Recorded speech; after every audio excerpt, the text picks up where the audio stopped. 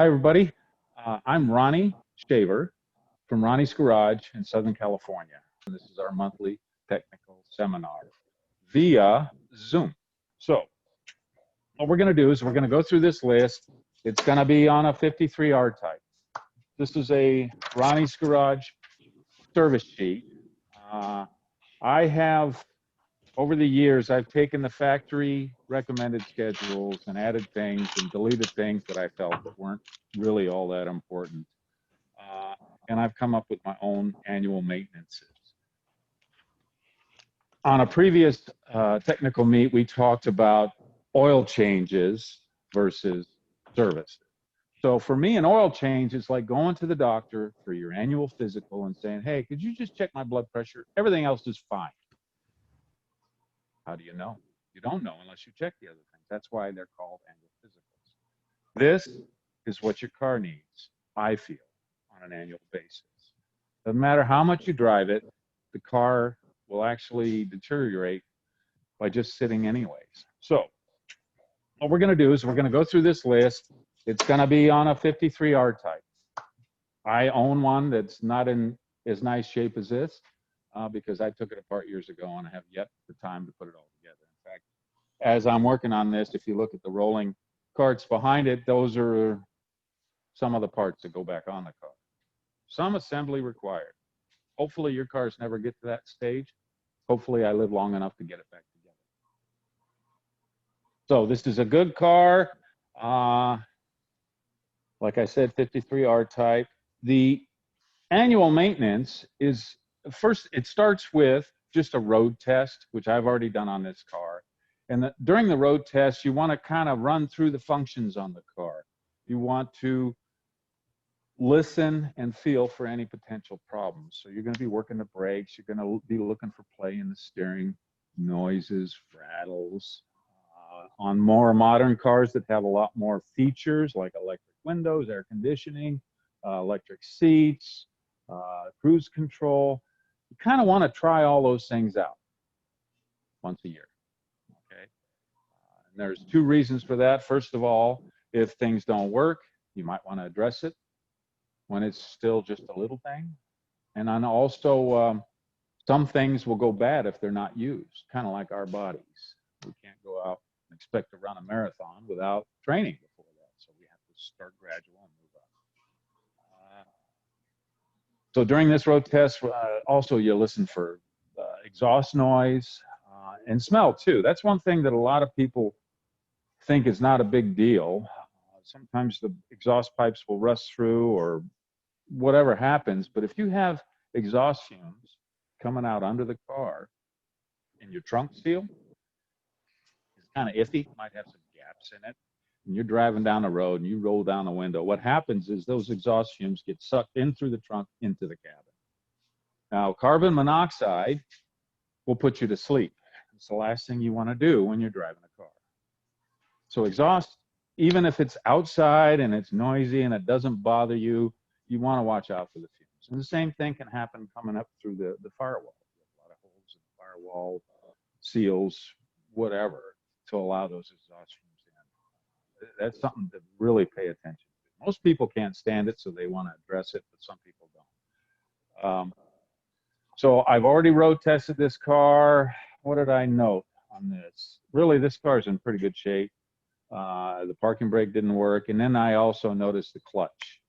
This is a manual transmission car. So everybody understands a clutch disengages the engine from the transmission so you can shift it, and then you re-engage it. Now, a clutch pedal should have some play in it. If your clutch pedal does not engage until it's all the way up, or if you go to press the clutch pedal and it disengages immediately, then you don't have any play in there. So what will happen to a clutch after time, where it's sitting right barely on the release part, is it'll start burning and it'll start slipping more, and then eventually it'll fail because it's not allowed to release. It's like riding the clutch all the time. So what I'm going to do is I'm just going to open this door real quick and show you what I mean like on this car. I'm going to go in from the other side. Steve can get in from this side and look at the clutch pedal. And this is on the service sheet. You adjust it from underneath. But see, we got like not even a full ½ inch of play. So as the car warms up and you're driving down the road, the play will actually lessen. So I'm going to show you how to adjust that. I like them to have about 1 inch of play maybe, so you know that it's fully engaged. This one, once you get down the road, the centrifugal force of that clutch, it's going to take all the play out of it, because I felt it when I drove it. So that's that. I just wanted to touch on that. Now on my service sheet, there's a list of things I'm going to read real quick. And for all of you out there watching, we will, on your YouTube, we will post an email that you can request a service sheet from me, and I will email it to you. So here's what we got on the list right here. I'm going to read it off. First of all, it says install seat cover and floor mat. This is for my mechanics. I had to remind them all the time that we're driving other people's cars and that they are greasy, filthy mechanics and they need to protect the car. So during the road test, I check engine performance, power, abnormal noises, blue smoke, white smoke, any kind of excessive smoke, transmission performance, the shift quality, grinding, automatic transmissions, you get shift points. Sometimes they're a little rough, sometimes they slip. You just want to kind of pay attention to these things. Cooling system operation. The only thing you can do when you're driving is watch the temperature gauge. So most cars, you want to see it be cold for a while and then all of a sudden start to come up and then level off at a normal range. The normal ranges are different depending upon the year.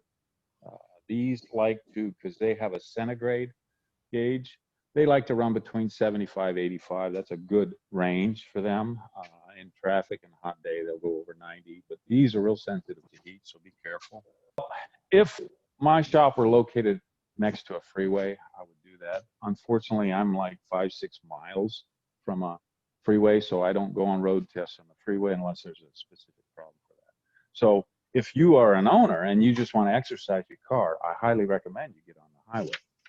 The reason being is you want to get the car up to full speed. You want to round out the tires again, because the tires will actually get flat spots on them from sitting.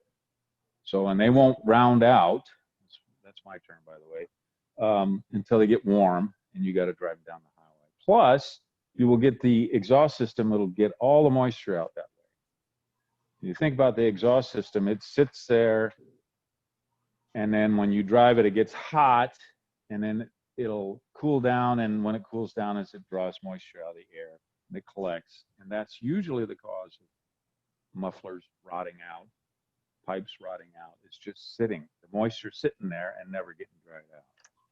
So it's a great question, Steve.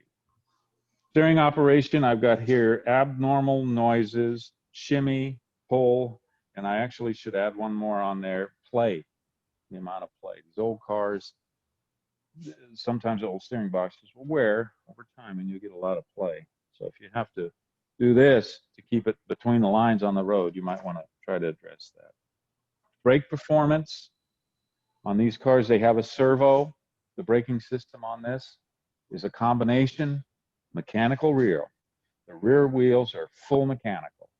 The front wheels are hydraulic. So it combines the two systems through the servo. So you want to know, you want to sense how much pressure it takes to stop the car. You shouldn't, these are notorious. All the Rolls-Royces from, I would say, the early post-war like this, through the silver clouds, the servo is a regular service item. They need to be done fairly regularly.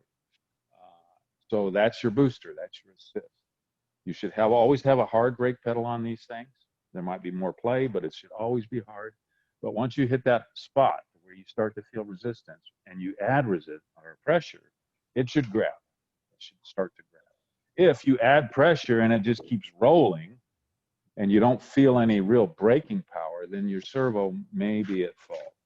So during this road test is when before I service a car, make a mental list of things that I want to address when it's on there, spots that I might